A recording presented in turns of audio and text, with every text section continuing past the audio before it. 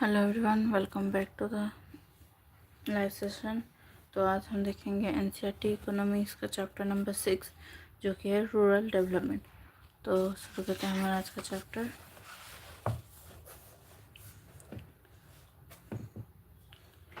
Only the tillers of the soil live by the right, the rest from their train and eat only the bread of dependence. थिरुवल्लर।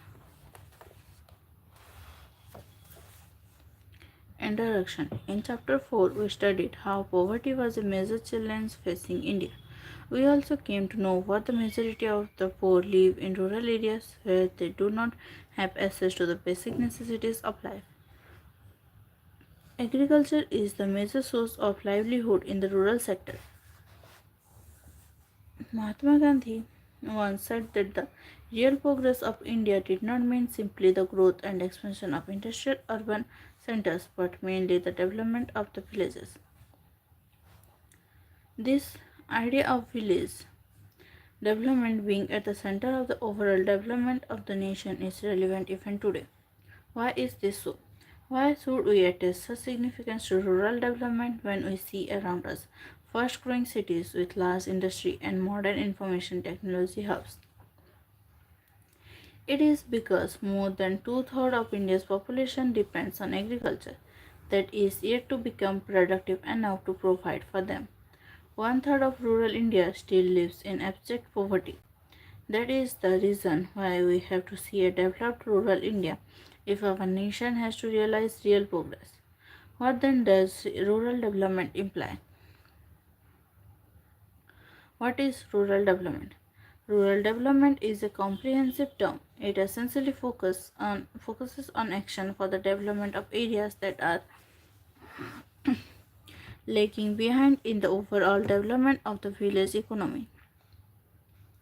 Some of the areas which are challenging and need fresh initiatives for development in rural India include development of human resources, including literacy, more specifically female literacy, education and skill development, health, addressing both sanitation and public health, land reforms, development of the productive resources of each locality,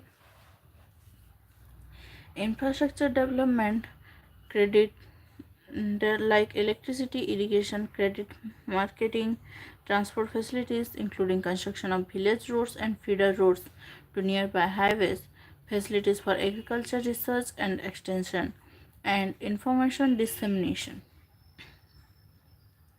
Special measures for elevation of poverty and bringing about significant improvement in the living conditions of the weaker sections of the population, emphasizing access to productive employment opportunities. All this means that people engaged in farm and non-farm activities in rural areas have to be provided with various means that help them increase the productivity. They also need to be given opportunities to diversify into various non-farm productive activities such as food processing, enabling them better and more affordable access to healthcare. Top priority for rapid rural development.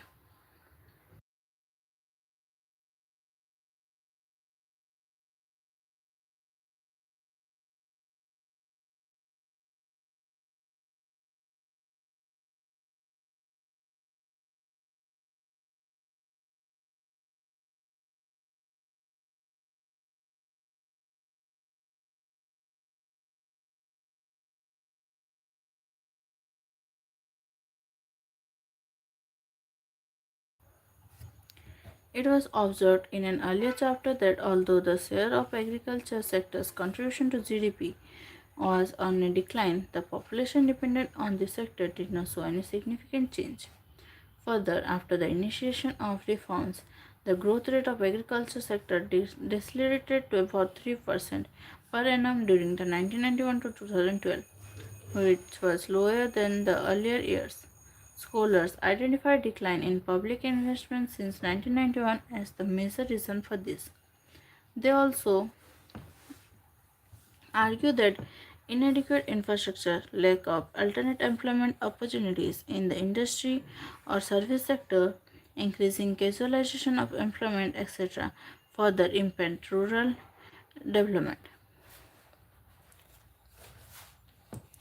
The impact of this phenomenon can be seen from the growing distress witnessed among farmers across different parts of India. During 2007 to 12, agriculture output has grown at 3.2%. Against this background, we will critically look at some of the crucial aspects of rural India like credit and marketing system, agricultural diversification and the role of organic farming in promoting sustainable development. Credit and marketing in rural areas. Credit. Growth of rural economy depends primarily on infusion of capital from time to time to realize higher productivity in agriculture and non-agriculture sectors. As the time gestation between crop sowing and realization of income after production is quite long, farmers borrow from various sources to meet their initial investment on seeds, fertilizers, implements, and other family expenses of marriage, death, religious ceremonies, etc. At the time of independence, money lenders and traders exploited small and marginal farmers and landless laborers by lending to them on high interest rates and by manipulating the accounts to keep them in debt trap. A major change occurred in 1969 when India adopted social banking and multi-agency approach to adequately meet the needs of rural credit. Later, the National Bank for Agriculture and Rural Development (NABARD) was set up in 1982 as an apex body to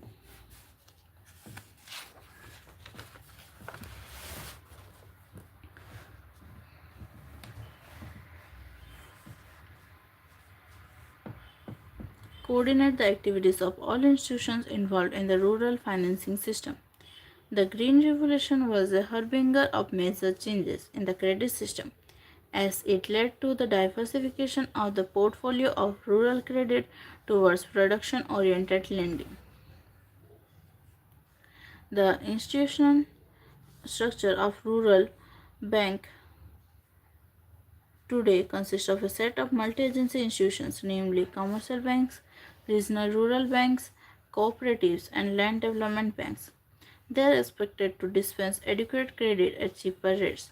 Recently, self-help groups, henceforth SSGs, have emerged to fill the gap in the formal credit system because the formal credit delivery mechanism has not only proven inadequate but also not been fully integrated into the overall rural, social, and community development. Since some kind of collateral is required, vast proportion of poor rural households were automatically out of the credit network. The SSGs promote thrift in small proportions by a minimum contribution from each member. From the pooled money, credit is given to the needy members to be repayable in small installments at reasonable interest rates. By March end 2003, more than 7 lakh SSGs had reportedly been credit linked. Such credit provisions are generally referred to as microcredit programs. SSGs have helped in the empowerment of women.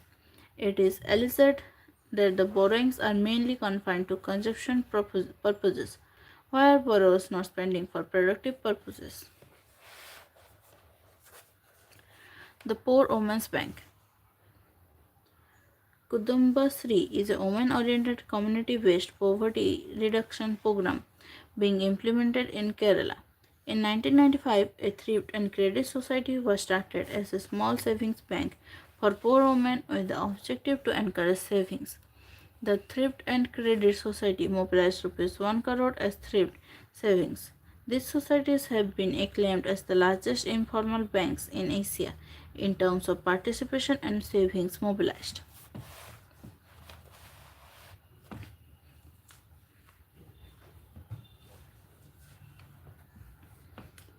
Rural banking, a critical appraisal. Rapid expansion of the banking system had a positive effect on rural farm and non-farm output. Income and employment, especially after the Green Revolution, it helped farmers to avail services and credit facilities and a variety of loans for meeting their production needs.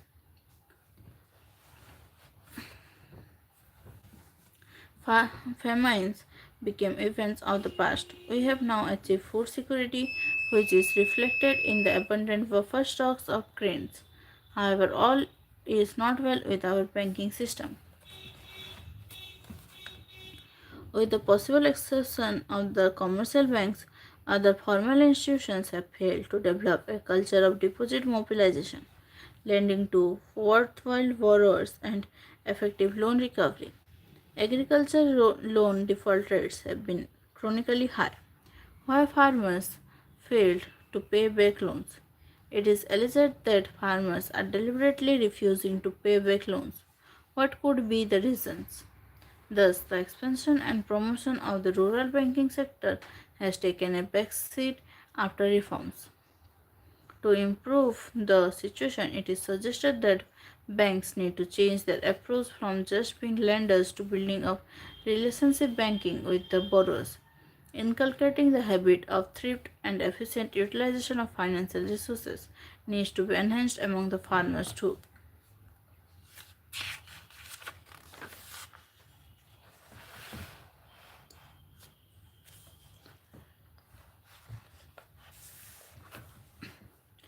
Agricultural market system. Have you ever asked yourself how food grains, vegetables, and fruits that we consume daily come from different parts of the country? The mechanism through which these goods reach different places depends on the market channels. Agricultural marketing is a process that involves the assembling, storage, processing, transportation, packaging, grading, and distribution of different agricultural commodities across the country. Prior to independence, farmers, while selling their produce to traders, suffered from faulty weighing and manipulation of accounts. Farmers who did not have the required information on prices prevailing in markets were often forced to sell at low prices. They also did not have proper storage facilities to keep back their produce for selling later at a better price.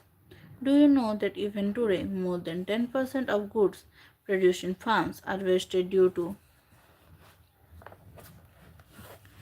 lack of storage? Therefore, state intervention became necessary to regulate the activities of the private traders. Let us discuss what such measures that were initiated to improve the marketing aspect. The first step was regulation of market to create orderly and transparent marketing conditions. By and large, this policy benefited farmers as well as consumers. However, there is still a need to develop about 27,000 rural periodic markets as regulated marketplaces to realize the full potential of rural markets. Second component is provision of physical infrastructure facilities like roads, railways, warehouses, godowns, cold storages, and processing units. The current infrastructure facilities are quite inadequate to meet the growing demand and need to be improved. Cooperative marketing in realizing fair prices for farmers' products is the third aspect of government initiative. The success of milk cooperatives in transforming the social and economic landscape of Gujarat and some other parts of the country is testimony to the role of cooperatives. However, cooperatives have received a setback during the recent past due to inadequate coverage of farmer members, lack of appropriate link between marketing and processing cooperatives, and inefficient financial management. The fourth element is the policy instruments like first, assurance of minimum support prices MSP for agricultural products. Second, maintenance of buffer stocks of wheat and rice by Food Corporation of India. And third, distribution of food grains and sugar through PDS.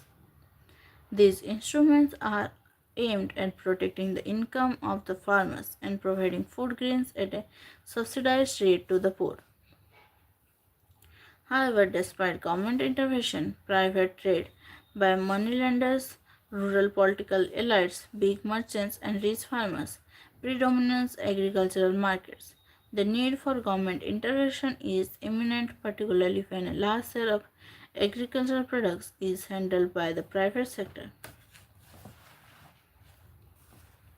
Agricultural marketing has come a long way with the intervention of the government in various forms.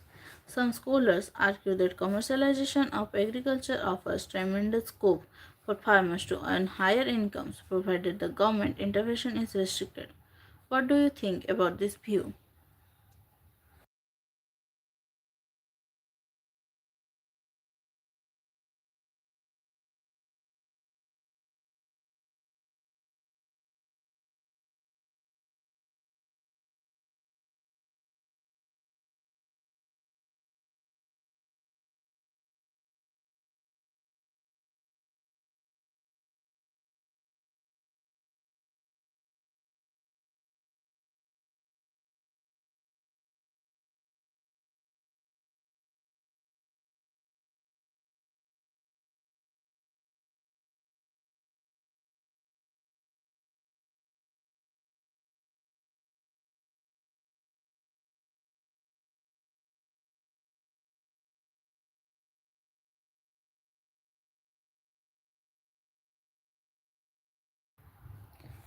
Emerging alternate marketing channels. It has been realized that if farmers directly sell their produce to consumers, it increases their incomes. Some examples of these channels are Apni Mandi, Punjab, Haryana, and Rajasthan, Harspur Mandi, Pune, Ritu Bazar's vegetable and fruit markets in Andhra Pradesh and Telangana, and Usavar Sandhi's farmer markets in Tamil Nadu. Further, several national and multinational fast food chains are increasingly entering into contracts or alliances with farmers to encourage them to cultivate farm products, vegetable fruits, etc. of the desired quality by providing them with not only seeds and other inputs but also assured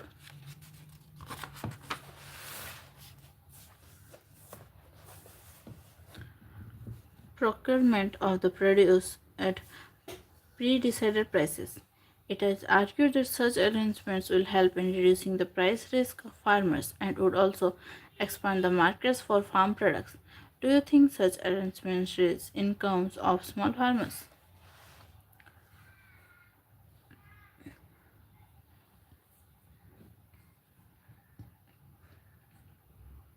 Diversification into productive activities. Diversification includes two aspects. One relates to change in cropping pattern and the other relates to a shift of workforce from agriculture to other allied activities, livestock, poultry, fisheries, etc. and non-agriculture sector. The need for diversification arises from the fact that there is greater risk in depending exclusively on farming for livelihood. Diversification towards new areas is necessary not only to reduce the risk from agriculture sector but also to provide productive, sustainable livelihood options to rural people. Much of the agricultural employment activities are concentrated in the Kharif season, but during the Rabi seasons, in areas where there are inadequate irrigation facilities, it becomes difficult to find gainful employment. Therefore, expansion in other sectors is essential to provide supplementary gainful employment and in realizing higher levels of income for rural people to overcome poverty and other tribulations. Hence, there is a need to focus on allied activities, non-farm employment, and other emerging alternatives of livelihood. Though there are many other options available for providing sustainable livelihoods in rural areas. As agriculture is already overcrowded, a major proportion of the increasing labor force needs to find alternate employment opportunities in other non-farm sectors. Non-farm economy has several segments in it.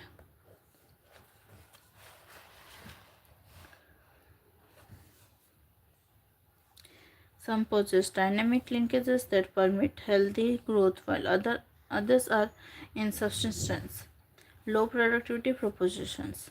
The dynamic subsectors include agro-processing industries, food processing industries, leather industry, tourism, etc. Those sectors which have the potential but seriously lack infrastructure and other support include traditional home-based industries like pottery, crafts, handlooms, etc. Majority of rural women find employment in agriculture while men generally look for non-farm employment. In recent times, women have also begun looking for non-farm jobs.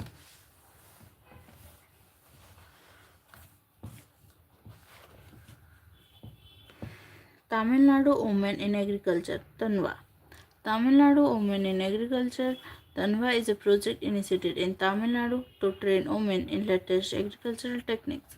It includes women to actively participate in raising agricultural productivity and family income. At a farm, women's group in Tiruchirappalli, run by Anthony trained women are successfully making and selling vermicompost and earning money from this venture.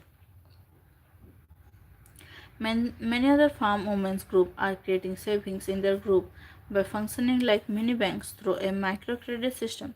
With the accumulated savings, they promote small scale household activities like mushroom cultivation, soap manufacture, doll making, or other income generating activities. Animal husbandry. In India, the farming community uses the mixed crop livestock farming system. Cattle, goats, fowl are the widely held species. Livestock production provides increased stability and in income, food security, transport, fuel, and nutrition for the family without disrupting other food producing activities. Today, livestock sector alone provides alternate livelihood options to over 70 million small and marginal farmers, including landless laborers. A significant number of women also find employment in the livestock sector. Chart 6.1 shows the distribution of livestock in India. Poultry accounts for the largest share with 78%,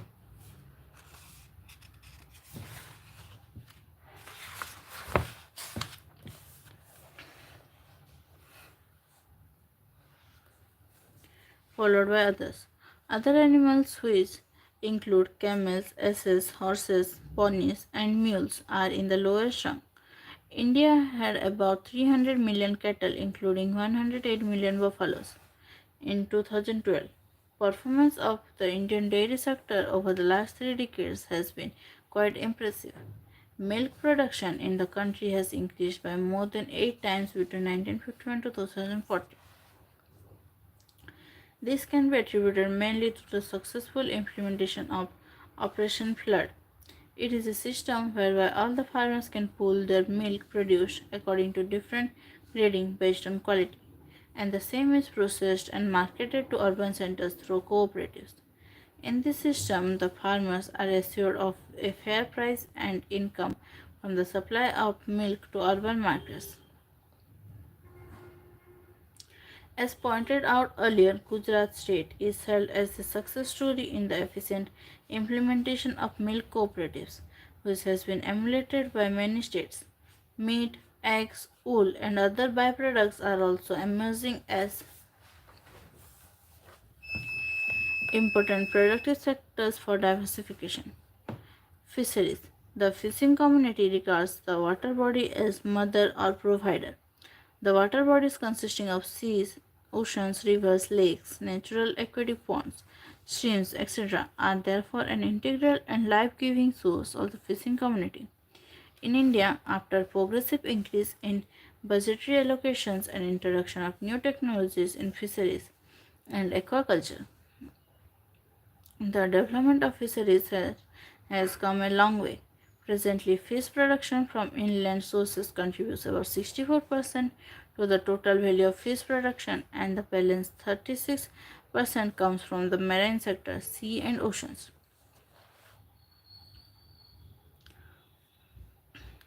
Today, total fish production accounts for 0.8% of the total GDP. In India, West Bengal, Andhra Pradesh, Kerala, Gujarat, Maharashtra, and Tamil Nadu are major fish producing states.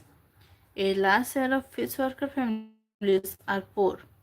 rampant underdevelopment, low per capita earnings, absence of mobility of labor to other sectors, and a high rate of illiteracy and indebtedness are some of the major problems fishing communities face today. Even though women are not involved in active fishing, about 60% of the workforce in export marketing and 40% in internal marketing are women. There is a need to increase credit facilities through cooperatives and SSGs for fisherwomen to meet the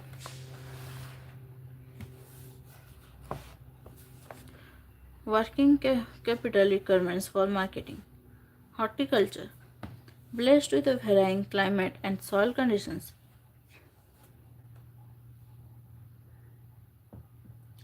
India has adopted growing of diverse horticultural crops such as fruits, vegetables, tuber crops, flowers, medicinal and aromatic plants, spices, and plantation crops. These crops play a vital role in providing food and nutrition, besides addressing employment concerns. Horticulture sector contributes nearly one third of the value of agriculture output and 6% of gross domestic product of India. India has emerged as a world leader in producing a variety of fruits like mangoes, bananas, coconuts, cashew nuts, and a number of spices, and is the second largest producer of fruits and vegetables.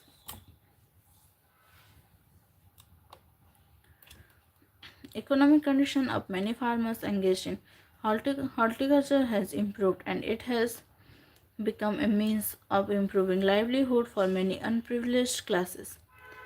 Flower Flower harvesting, nursery maintenance, hybrid seed production, and tissue culture, propagation of fruits and flowers, and food processing are highly remunerative employment options for women in rural areas. Though in terms of numbers, our livestock population is quite impressive, but its productivity is quite low as compared to other countries. It requires improved technology and promotion of good breeds of animals to enhance productivity. Improved veterinary care and credit facilities to small and marginal farmers and landless laborers could enhance sustainable livelihood options through livestock production. Production of fisheries has already increased substantially. However, problems related to overfishing and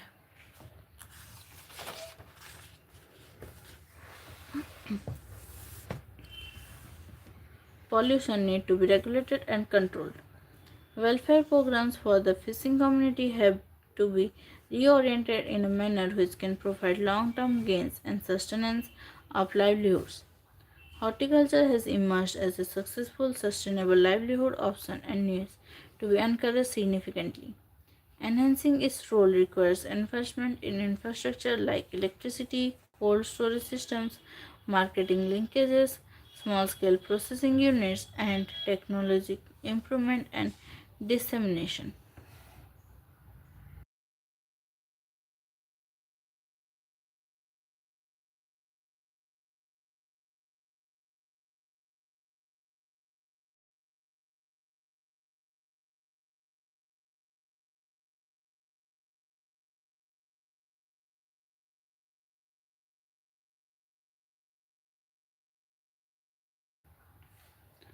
Other alternate livelihood options. The IT has revolutionized many sectors in the Indian economy. There is a broad consensus that IT can play a critical role in achieving sustainable development and food security in the 21st century. Governments can predict areas of food insecurity and vulnerability using appropriate information and software tools so that action can be taken in to prevent or reduce the likelihood of an emergency. It also has a positive impact on the agriculture sector as it can disseminate information regarding emerging technologies and its applications, prices, weather and soil conditions for growing different crops, etc. Though IT is by itself no catalyst of change, but it can act as a tool for realizing the creative potential and knowledge embedded in the society. It also has potential of employment generation in rural areas. Experiments with IT and its application to rural development are carried out in different parts of India. Adoption of village by parliamentarians. In October 2014, the Government of India introduced a new scheme called Sansad Adarsh Gram Yojana. Under this scheme, members of India's parliament need to identify and develop one village from their constituencies. To begin with, MPs can develop one village as a model village by 2016 and two more by 2019, covering over 2,500 villages in India. According to the scheme, the village can have a population of 3,000 to 5,000 in the plains and 1,000 to 3,000 in the hills, and should not be MP's own or their spouse village. MPs are expected to facilitate a village development plan, motivate villagers to take up activities, and build infrastructure in the areas of health, nutrition, and education.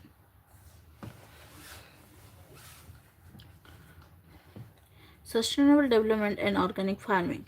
In recent years, awareness of the harmful effect of chemical-based fertilizers and pesticides on our health is on a rise. Conventional agriculture relies heavily on chemical fertilizers and toxic pesticides, etc., which enter the food supply, penetrate the water sources, harm the livestock, deplete the soil, and devastate natural ecosystems. Efforts in evolving technologies which are eco-friendly are essential for sustainable development, and one such technology which is eco-friendly is organic farming. In short, organic agriculture is the whole system of farming that restores, maintains, and enhances the ecological balance. There is an increasing demand for organically grown food to enhance food safety throughout the world. Organic food. Organic food is growing in popularity across the world. Many countries have around 10% of their food system under organic farming. There are many retail chains and supermarkets which are accorded with green status to sell organic food. Moreover, organic foods command higher price of around 10 to 100% than conventional ones.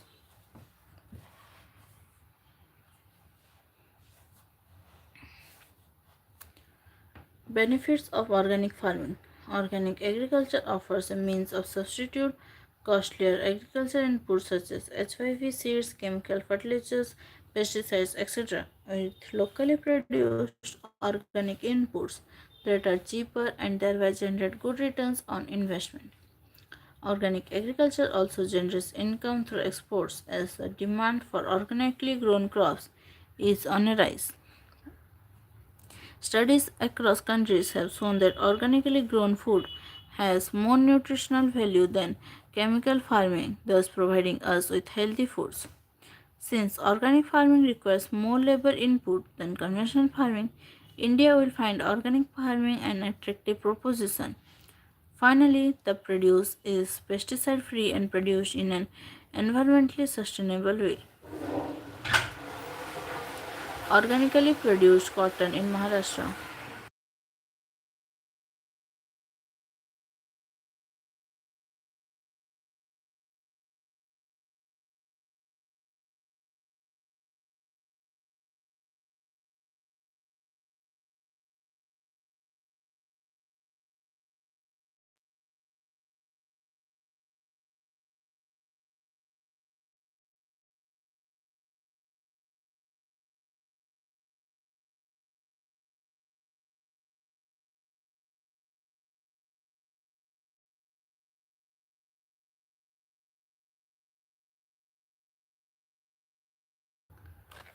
Organically produced cotton in Maharashtra. In 1995, when Kisan Mehta of Prakruti, an NGO, first suggested that cotton, the biggest user of chemical pesticides, could be grown organically. The then director of the Central Institute for Cotton Research, Nagpur, famously remarked, "Do you want India to go naked?" At present, as many as 130 farmers have committed 1,200 hectares of land to grow cotton organically the the International Federation of Organic Agriculture Movement standards. The produce was later tested by the German accredited agency Agrico and found found to be of high quality. Kisan Mehta feels that about 78% of Indian farmers are marginal farmers owning about less than 0.8 hectare but accounting 20% of India's cultivable land. For such farmers, organic agriculture is more profitable in terms of money and soil conservation in the long run.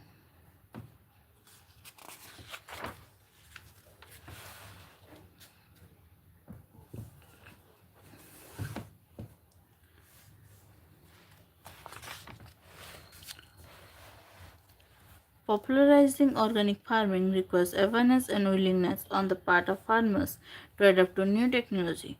Inadequate infrastructure and the problem of marketing the products are major concerns which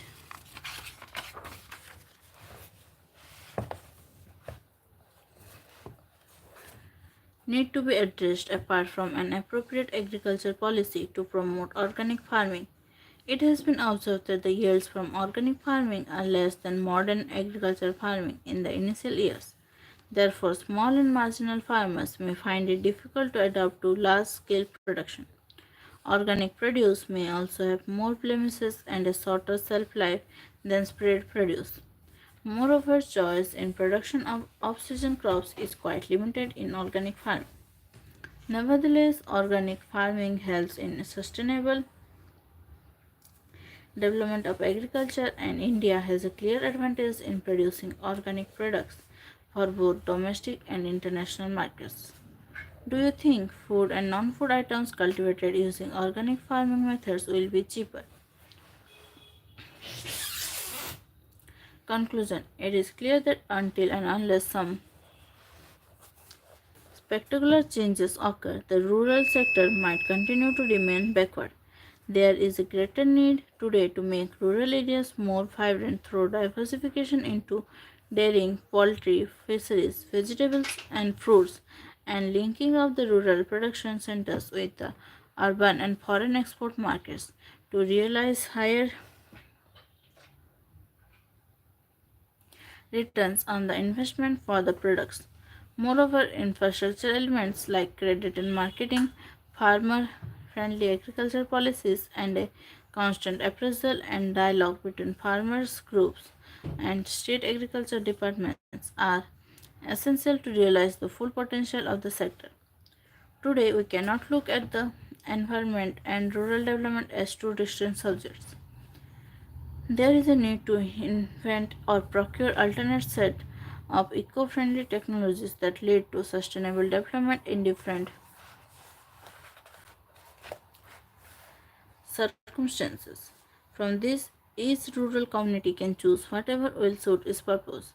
First of all, then we need to learn from and also try out when found relevant practices from the available set of best practice illustration, which means success stories of rural development experiments that have already been carried out in similar conditions in different parts of India, to speed up this process of learning by doing.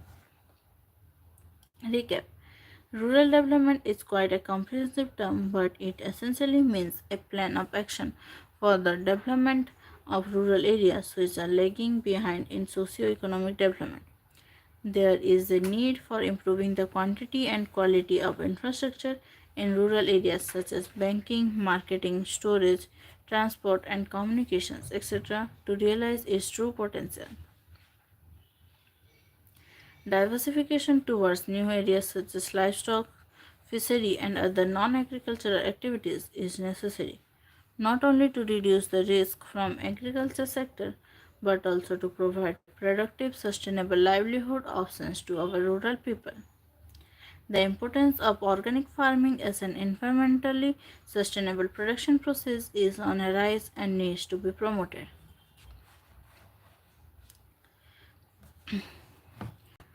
और ये है इस chapter का exercise.